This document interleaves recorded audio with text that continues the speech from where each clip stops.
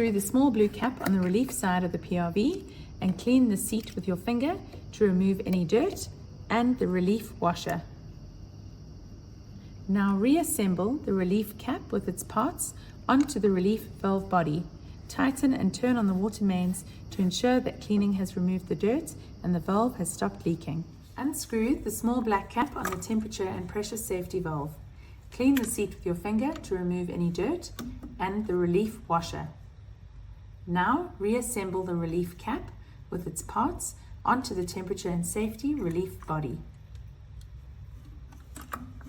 Tighten and turn on the water mains to ensure that cleaning has removed the dirt and the valve has stopped leaking.